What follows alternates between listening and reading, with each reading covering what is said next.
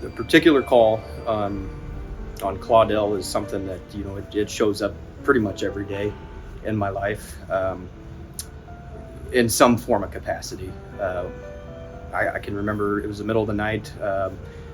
Getting woken up in the middle of the night at Station 1 is not anything out of the ordinary. It happens to us all the time. This particular one was for a structure fire on Claudel Lane in December of 22.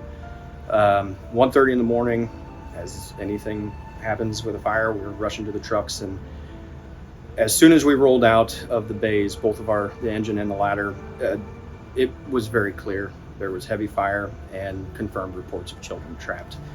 And to put yourself into that kind of, mindset, we go to smoke alarms, fires every day. But when there's children there, it hits a little bit different, but you have to suppress that. You have to show up, you have to perform, and find ways to get in, get to them and get them out.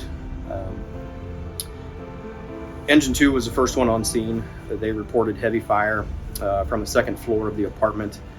And I just remember looking at my engineer and saying, look, when we get there, we're going to find a window to get in on that second floor for a vent enter search operation. And that is simply putting firefighters in between, the fire and searching searchable space, survivable space. Again, we heard the reports of Engine 2 going on scene, reported heavy fire. They said they were going to pull a line and start fire attack, and there was no doubt in my mind what we were going to be doing.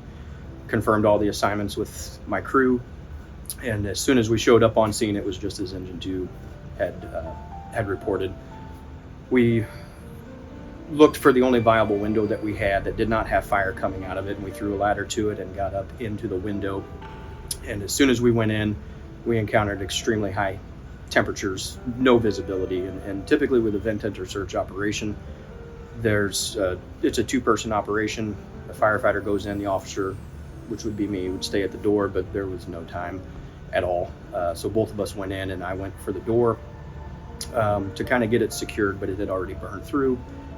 And I made sure to shut what we could so we could search the room. And I just remember talking to God and asking him to, hey, please let these girls be in here. And we did not leave any part of that room unturned. They weren't in there. They were in the room down the hall. I think Engine 2 or somebody else found them, and we didn't. And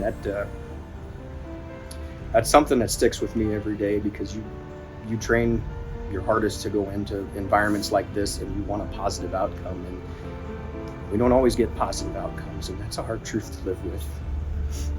Knowing that there's 20 minutes ago, they're probably having the time of their lives in there at 1 a.m. for kids. And then once everything clears out to overhaul and you're standing in that same room with them, it's not an easy feeling. And what makes it hard is I have kids the same age, and I was not prepared to go home and face them knowing what I knew, and holding them when I got home was the hardest thing I think I've ever done in my life.